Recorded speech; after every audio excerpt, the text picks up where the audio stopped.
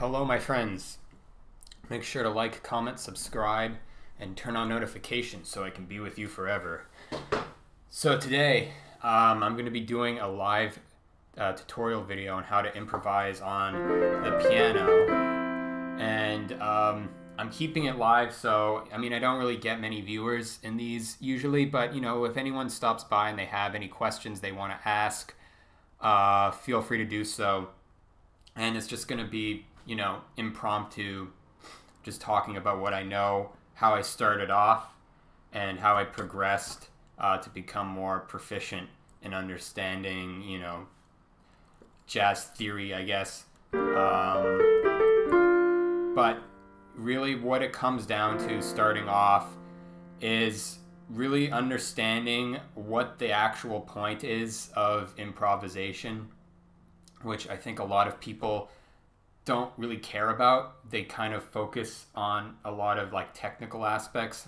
The main reason why I'm making this video is because there's already plenty of other videos on improvisation and understanding improv, especially from a jazz perspective, and they focus specifically on techniques, which techniques are good, and whatever, you need them to do anything you want pretty much. Within music, the problem is when you don't have the initial intention behind why you're using a technique, why you're using a style, why you're using a 2-5-1 chord progression, which is pretty arbitrary when it comes to improvisation. You should be able to improv over any chord progression. It doesn't really matter. 2-5-1 is just one chord progression. There's millions of chord progressions you can do and improvise on. So when you have techniques of people just telling you chord progressions and then you just copying whatever the chord is,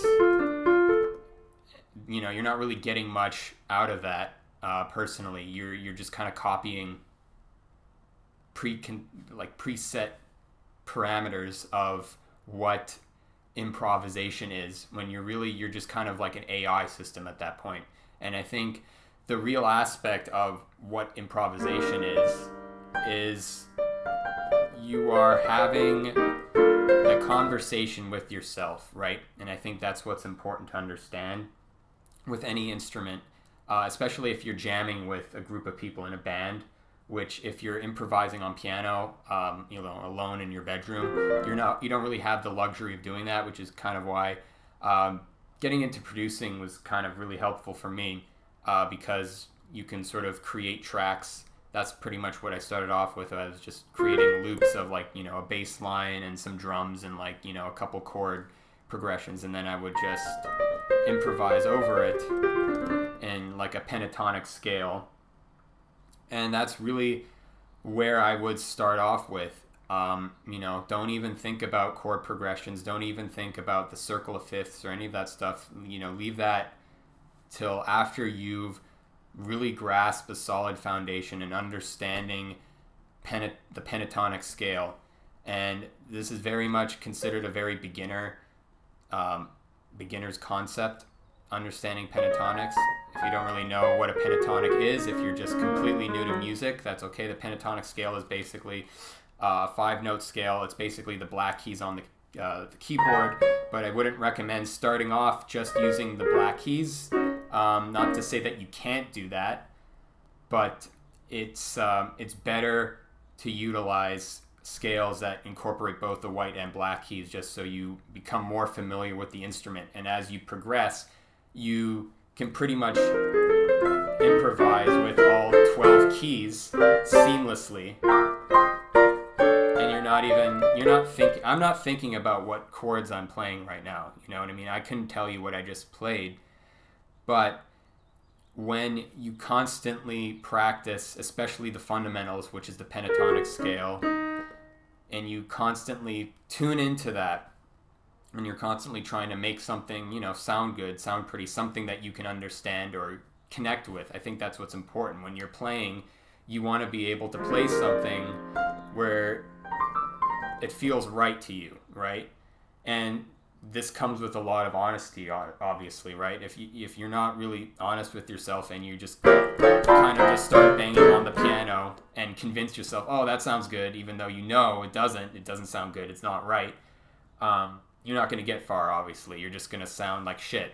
And, you kind of have to start off and sound kind of bad, you know what I mean? Like, and you kind of have to figure your way around the piano and experiment, which a lot of people don't really like to do. They don't like. That's a problem I have with a lot of piano teachers, is that they insist upon playing only the correct way being, the piece of sheet music that is given to you, and you have to play whatever's on the sheet music.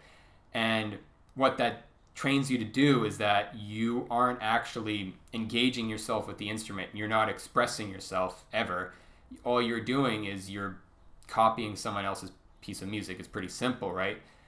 But you don't really know what you're playing. You know that you're playing the notes written down, but you don't really know why those notes work, why you play those notes to begin with. And I find this with a lot of pianists who are actually, I don't want to say they're jealous of me, but they definitely like, oh, I wish I could improvise. I wish I could do that. And I can't read sheet music personally. Like, that's just my own thing. Because I never really needed to do it as a producer. I just, would come up with my own chords. And, as I've gotten older, I learned music theory, so I can tell you, like, an F minor 7 is, or an F minor 9 is, or whatever. I know what that is now. But for a while, I just played that because it's, that was what I learned from my own career of just playing and improvising on the piano.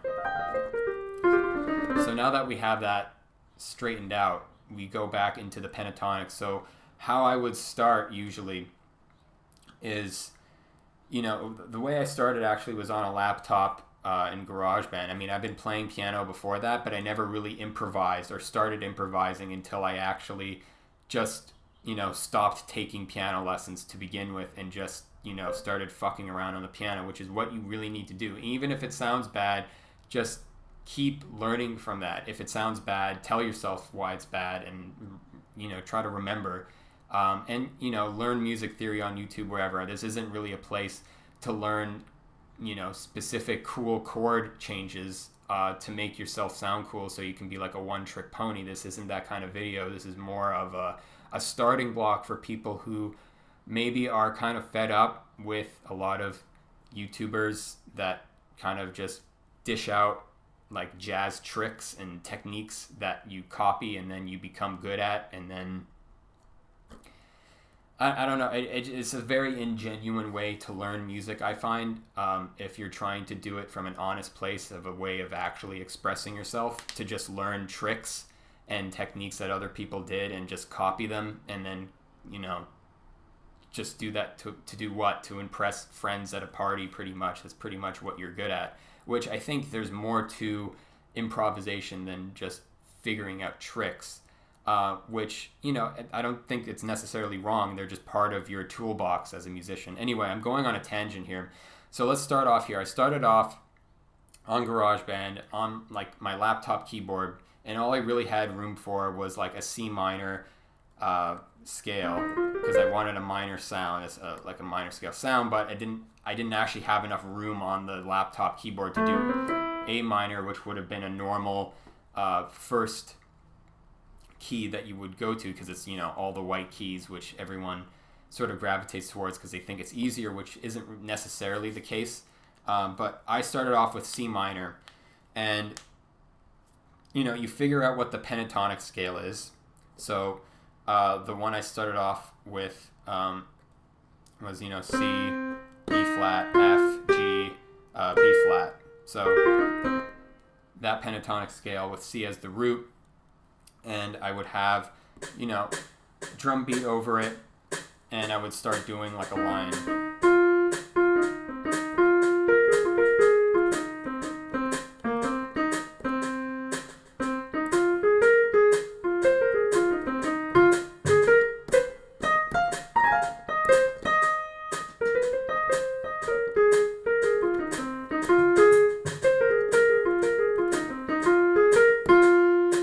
so this is going to be something that it's like pop music, right? Or any kind of simplistic music.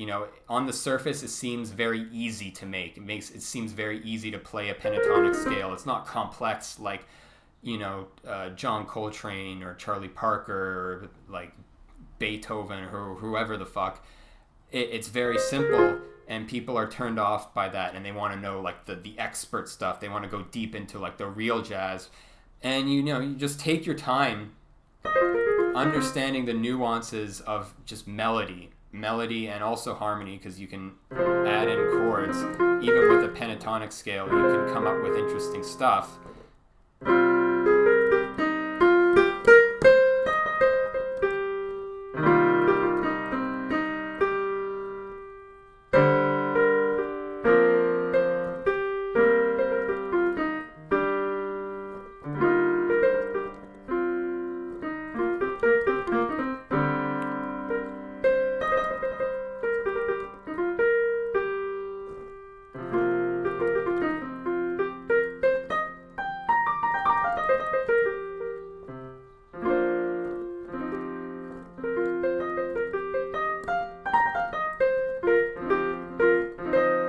So even there, I kind of cheated, and I put in the 2, so it became more of a 6-note scale. But that, it doesn't really matter. But I would recommend, when you're starting off, like, force yourself to play within the pentatonic scale, and like work on your normal scale shit, and get the fingering right and all those other exercises, which I don't really need to tell people to do that. I think if you're learning piano, it's pretty circumstantial. What's really important though is that you devote a lot of time just working on pentatonic melody, adding chords,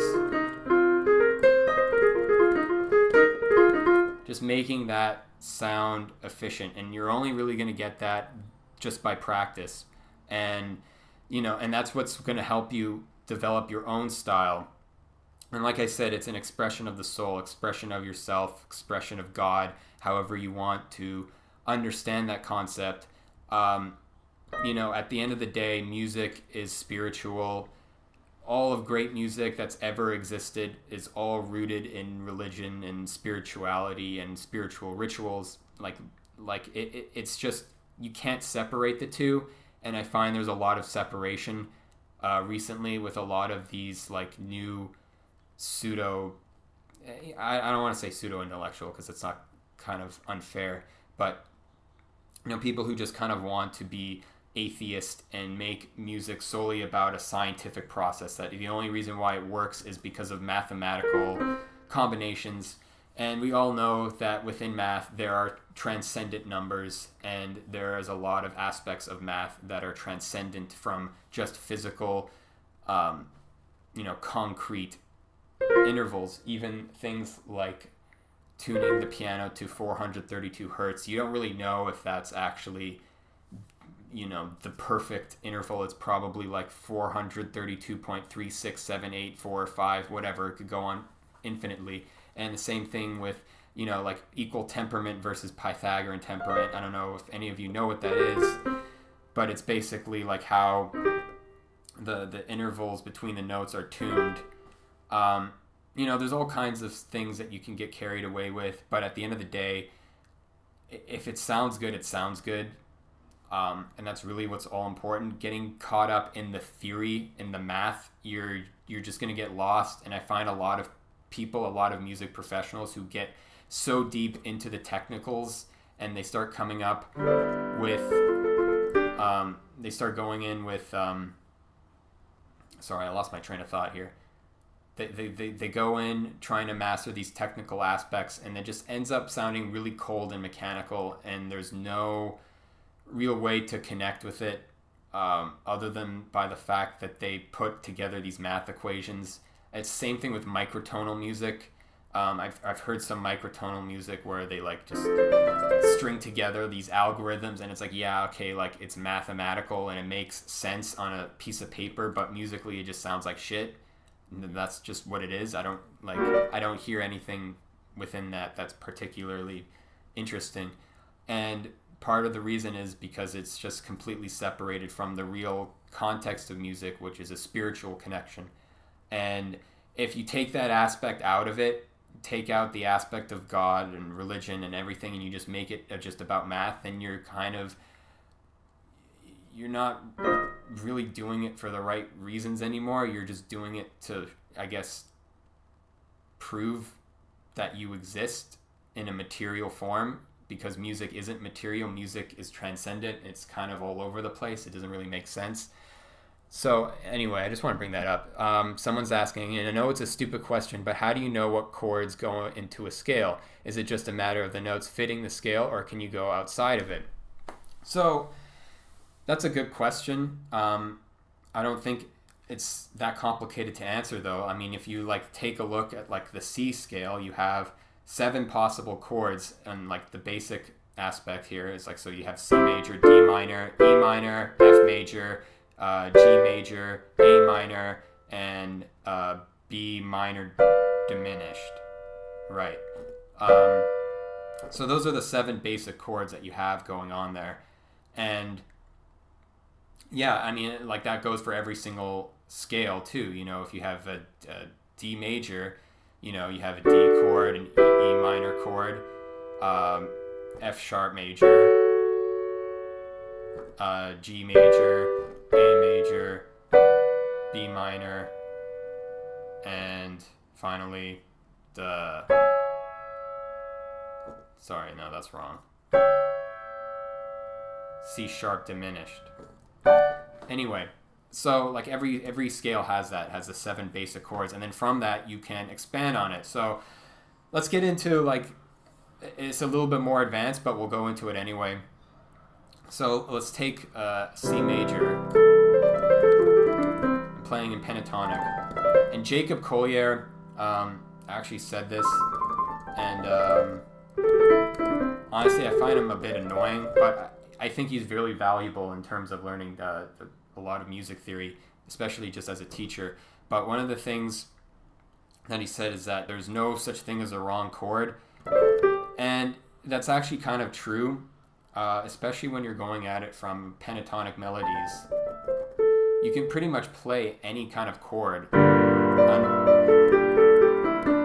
underneath it.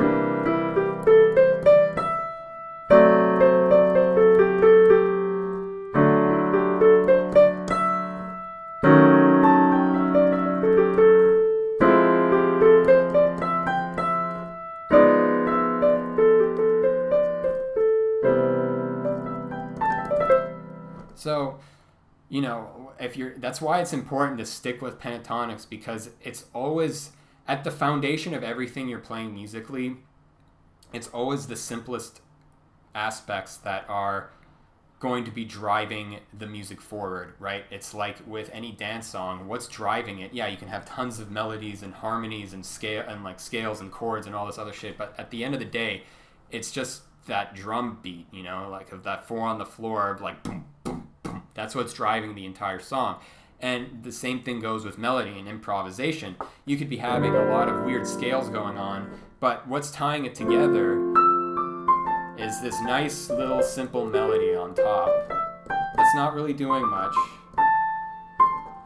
but it just kind of sits atop here. And even though on the bottom you have all this weird dissonance going on top, you still have something pure. And that's kind of what jazz music is. And that's the story, really. I mean, I don't have to get into, you know, why jazz music was created necessarily. I think if you understand it, you get it. But that's pretty much where it comes from, is that aspect of dissonance. But through the dissonance, there is the harmony and the balance that pulls it together, that leads it through, even though there's this chaos that's happening around it too. And that's kind of why it was so musically, theoretically innovative, was because before that you just had like Western classical, which was already very harmoniously perfect. There wasn't any room for it to develop because there was no room for disharmony. If you were dissonant or any other way. You were basically just wrong as a musician.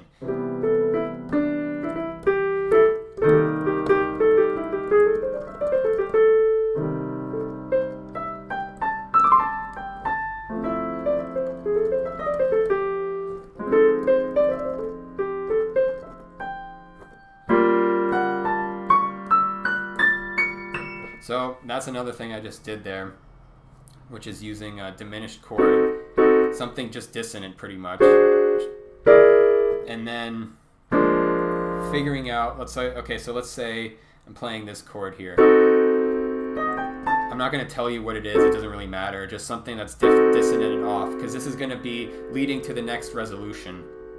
And what you're going to be doing here is, if you're telling a story here, that you're starting off in C major, and then you go to C minor. And that's another trick. Just switching from major to minor is, like, especially in jazz, it's always fun, but you have to do it with seventh chords. Otherwise, it kind of sounds very dramatic when you're just doing basic chords here. I'm actually going to step a little bit back here because I'm going into a bit more advanced stuff. Because I haven't really even covered like basic ass chords like a C minor versus a C major, and where does that play in, and then also seventh chords. So what I see a lot of, and what's a big problem I find, is you get these like jazz tutorial videos and they go straight to the seventh chords. That's what jazz is. Seventh chords. Just add a bunch of seventh chords and that's all what jazz is. And the thing is, it's like, yeah, okay, sure, you can do that. But the problem with that is you're just learning these chords and not really knowing how to use them or why they're even there in the first place. And part of that is understanding the tone of, major versus minor, right? And they're very dualistic, I guess that's a better word, because it's like, you have happy, sad. And, I actually saw like this Adam Neely video where he was describing why a C major chord was happier than a C minor chord. And he had to do with brightness. So there's more space in a C major chord versus a C minor chord, because this is like a step down. So it's more compressed, more, I guess, which makes it more sad sounding. But I kind of disagree, because all you have to do is do one inversion, right? So if you don't know what inversion is, it's when you take the chord and you just use the same notes and spread it out in a different way. So you have C, E, G, that's basic chord in the C major scale, and then you do E, G, C, but the C is on the octave above, and that creates an inversion. So that's a very fundamental thing to learn in music theory. But you can take the same thing with a C minor, do an inversion, and that's already brighter than the original C major. So it's already more expansive, yet it still has that kind of sad quality to it. And, part of understanding that is understanding, I mean, you can go really like schizo with this shit, honestly, but like understanding like numerology and understanding what different numbers mean. Like if you just go into a scale by semitone, you have 1, 2, 3, 4, 5, 6, 7, 8, 9, 10, 11, 12. So there's 12 keys. You can go in and out of like astrology, like you can look on time as a clock. There's 12 hours in a clock. 12 is a very alchemical kind of spiritual number, if you want to call it that, of completeness. You think of the 12 apostles, the 12 ancient Hebrew family tribes. 12 for music is very, very fitting, and it's why I think equal temperament is perfectly fine. I don't think there's anything evil about it. I don't think the 53 tone scale is anywhere superior to the 12 tone scale just because there's more microtonal aspects to it. I don't think that makes it better or more interesting, even though they're both valid in any way. But the reason why I want to say that is because when you look at it more from a numerological perspective, and understanding the 12 notes within one scale before it goes up to another octave, you can sort of start dividing the segments and understanding those segments as individual pathways and what those pathways signify.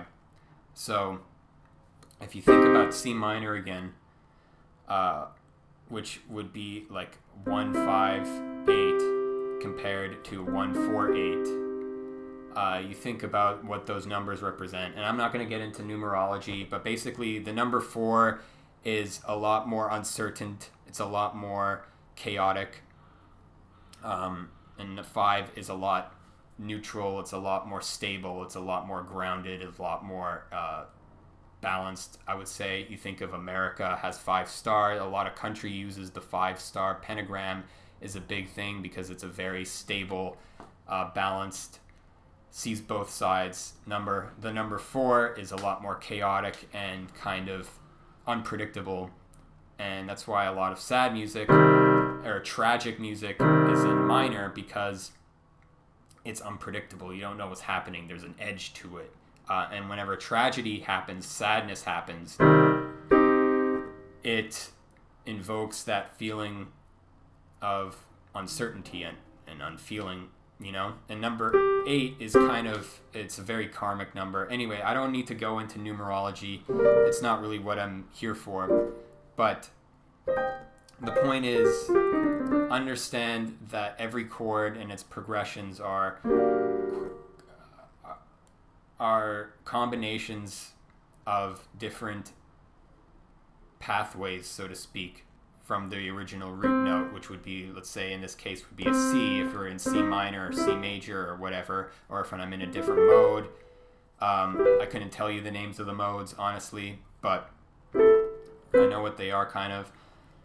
And what's important to understand here is that when you're starting with chords and you're going from these basic chords, and when you go from a major, just a regular C major, to a major 7, all of a sudden you're in a completely different realm. And the same thing with the C minor 7. You're all of a sudden transcending out of this very rigid existence, right? You're either happy, you're stable, things are good, or things are unstable, things are sad. But then you have this thing on the end here, these 7th notes here, that are sort of breaking you out back to the original note, because they're so close, right? They're right on the edge here to the next octave. But even though if I was just to play that octave, you're kind of just back at the beginning again. So when you're playing a 7th instead, you're kind of, it's not the way it seems, right? This sounds like very mysterious. This is just one right before here. Whereas if I just stayed on the C, it would have just kept being in that state of uncertainty, of that tragedy, of that kind of sad feeling.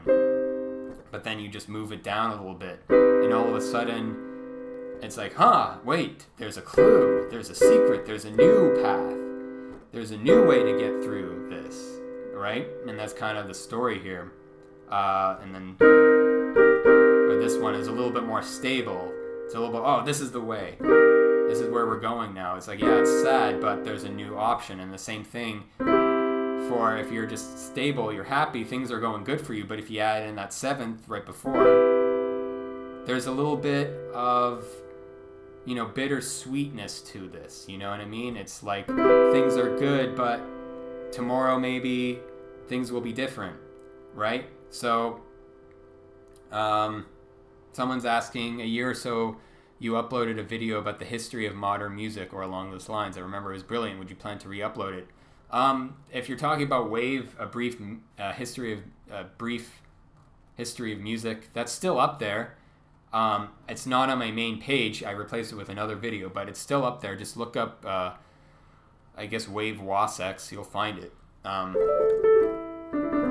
So you can check that out there. But yeah, so when you start thinking of that, of chords in that context of why you're using a 7th chord, not just because it sounds cool, like, oh yeah, lo-fi hip-hop beats, You need to understand that music is a language, and if you are improvising, if you are writing music, you are writing language. You are writing a story for people to listen to and interpret as a story, right? That's really what music and harmony and melody is really all about. Rhythm is more about breaking you out physically, right? It's sort of giving you the foundation, the physical foundation for harmony and melody to dance with, to be able to flow, right? It's sort of the pace that keeps it going together. And that's what's important to understand about the piano, because it is technically a rhythm instrument. And that's what a lot of jazz was originally meant for, was rhythm. You know, if you take ragtime,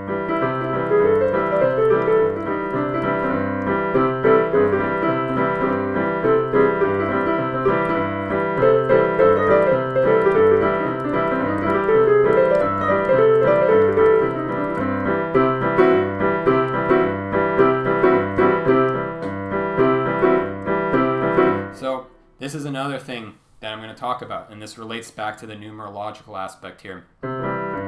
So this chord here, this is just C major. There's nothing else going on here.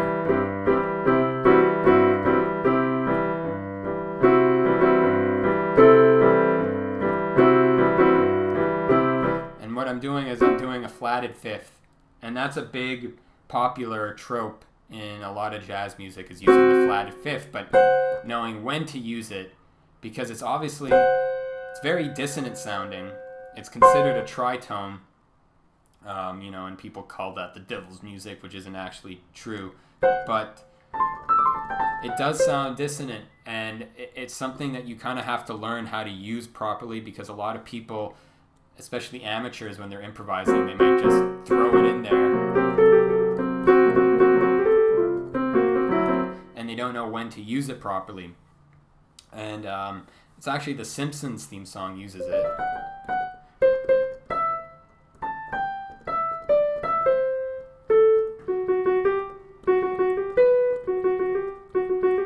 Yeah. Anyway, it uses the flatted fifth, and that's one where you, if you don't think about it, right, if it's not jarring to you in a way when you're using the flatted fifth, that's when it's used the best way. And there's no real way to tell you when to use it properly.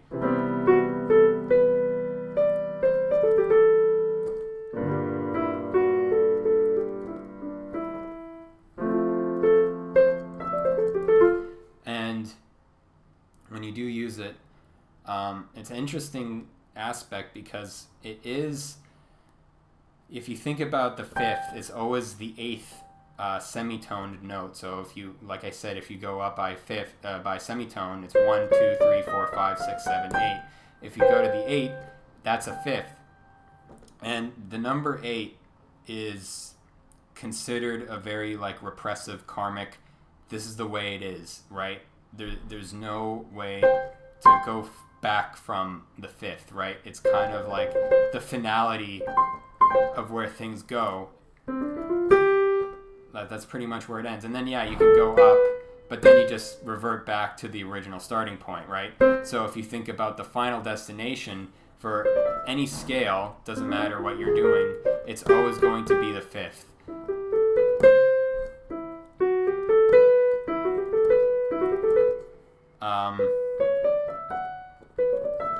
And then it returns back with these last two notes here at the end here.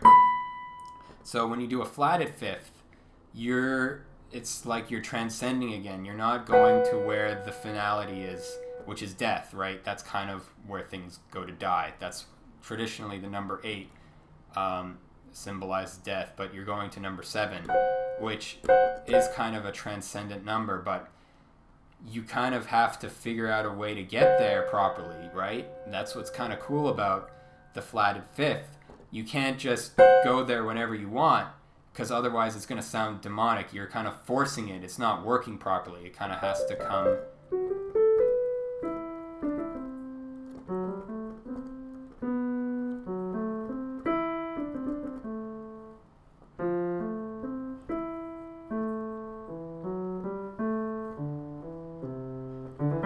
anyway, it's just something you can experiment around with, of different jazz techniques and why they were kind of created here, and how you can sort of go against that and come up with your own sort of way of introducing your language into music, really, which is kind of what the whole point is of improvising, is like, what can you bring, what can you say that hasn't been said before, because a lot of people, they just say what's already been said, and they call that improvising, which isn't really. You're just copying someone. You're, like I said, you're like an AI. And it's like we talk about AI on the internet, and how the internet and technology is replicating humans so perfectly, and it's like, you think about that, and you might get creeped out by that, but you forget also a lot of humans do the same exact thing, and they get away with it, but over time you realize these people aren't really remembered as well, because they never really had anything of value to begin with. They were just copying other people, and there's nothing really wrong with that. I think, like, if you're a musician and you just want to play, learn, whatever, and if you achieve success, whatever. But understand that if you really want to be a good improviser, somebody that expresses himself genuinely through music, just copying shit that's already been done and utilizing little special tricks and techniques and chord progressions isn't going to get you to where you actually want to be. And where you want to be comes from a lot of self-reflection and honesty of your playing, to be able to move forward from that.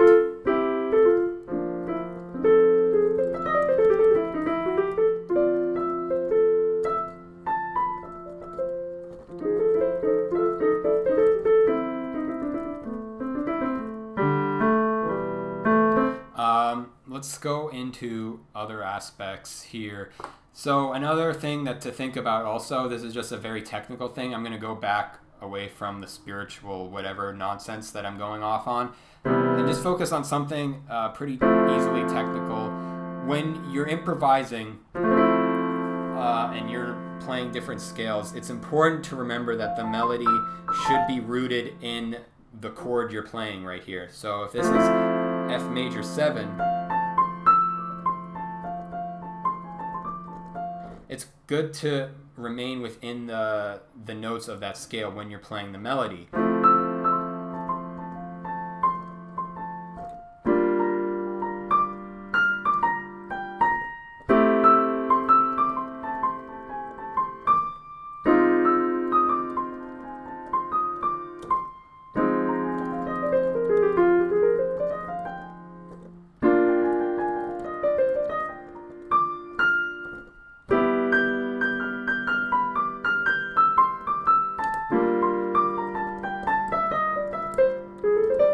So it's like things that you have to be conscious of at first, and then as you practice and you get more of a hang on them,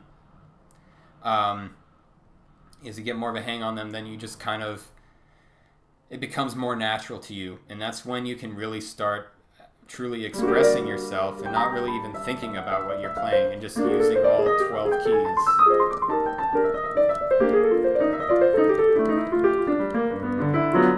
And at the same time, you should always be remembering the fundamentals of the pentatonic scale and learning, instead of like what a lot of people do, obviously, is when they're learning scales, they just do up and down the scale, right? And then they do D major or whatever, And what they don't do is they don't improvise on them. They don't figure out the pentatonics of each scale, and all they do is just they learn the scale, but they don't know the nuances of each scale, because every scale you play kind of has a different feel to it of where your fingers naturally find themselves. So if we go into B minor,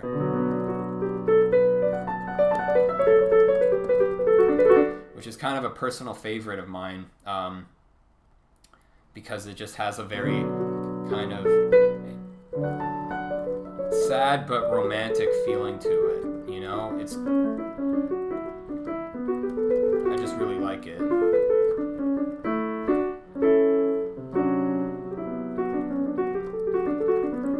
So the fifth is on F sharp here.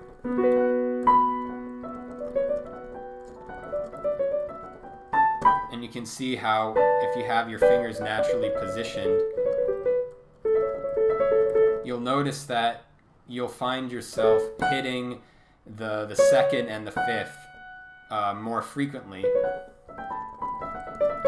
And when I mean fifth in the scale, not fifth in the number of semitonal notes if you're going by a chromatic scale, because those are all different things that you have to kind of think about differently. So this would be a fifth in a normal scale, or it would be the eighth note in a chromatic scale, always.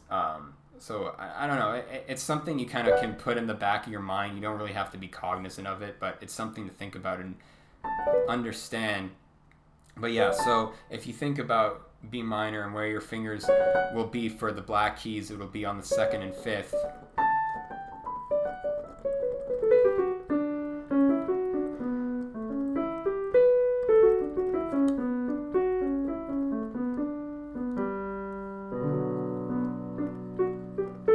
And what you can do is just practice, just keep playing different chords within that scale.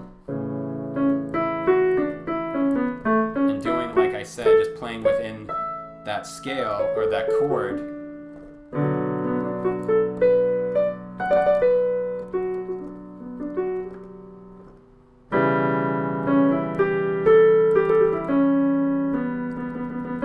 And remember, if you're going to use other notes in that scale, you have to be passing notes.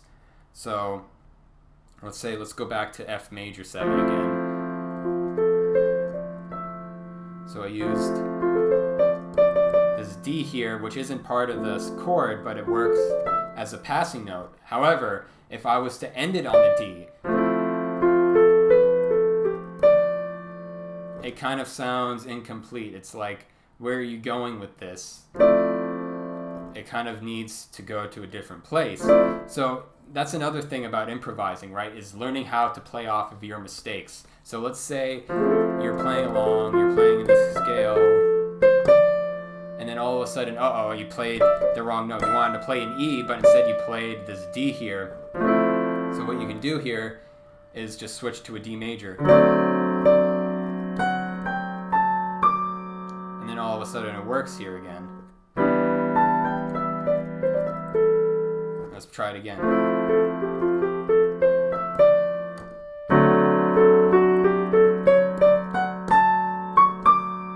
Now all of a sudden that works again. So this is kind of one of those things where if you are improvising and you do make a mistake, is learning when to play off of those mistakes.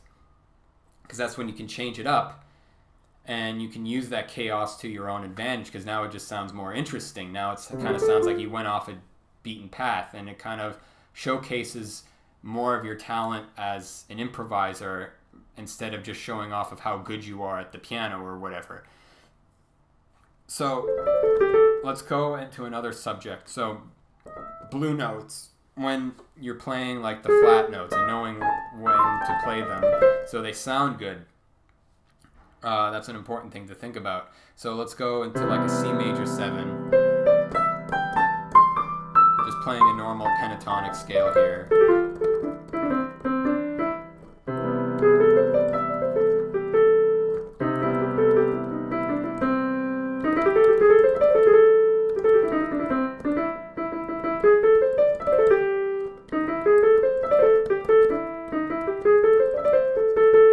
So within that, all I'm really doing is adding these two notes here, which would be the minor third and the minor sixth, whatever. These two notes here, and that would be, if you think about, like, if you go to a regular C major chord, it would just be these two extra notes up here. So we're not using a flatted fifth for this one. This is a different kind of scale.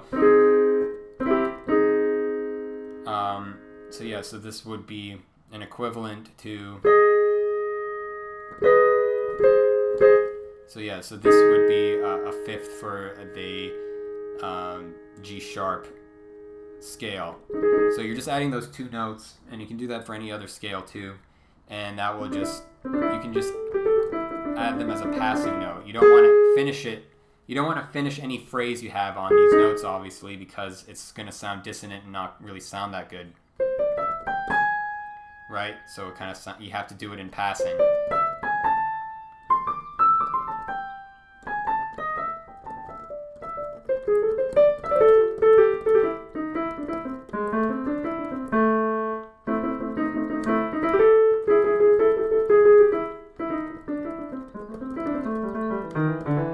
And then you can do like some Arabic kind of, just learning different scales. And you can really come up with any scale you want, see how that sounds. You know, if you just take C, if you take these notes,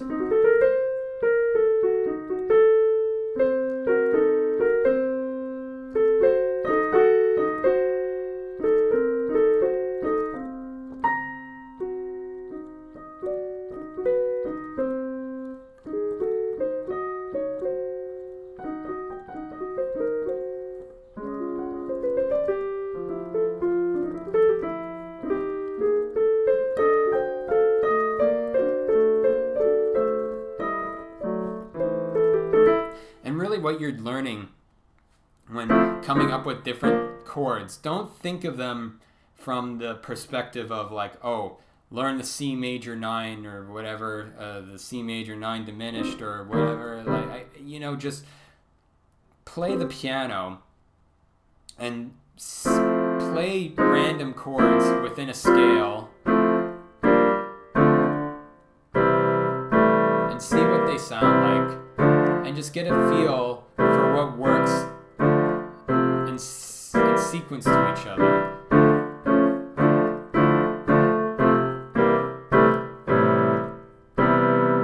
C, D, E, G, A. So that's what I was playing. That's just a pentatonic. So,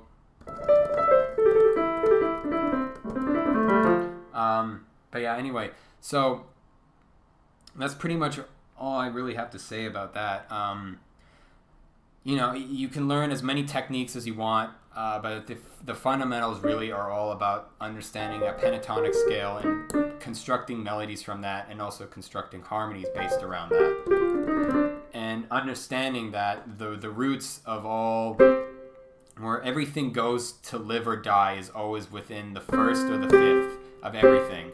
And the third is like second place, right, of any scale. And that's pretty much what you all have to understand when it comes to phrasing and understanding things on a very basic, simplistic level, is understanding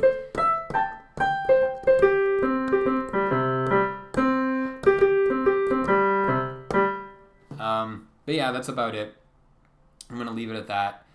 Thanks for tuning in. I hope you all enjoyed it. And if you have any other questions post live stream, you can comment them and I can try to answer you in a response. So that's all for today. Thanks for tuning in, and I'll see you next time.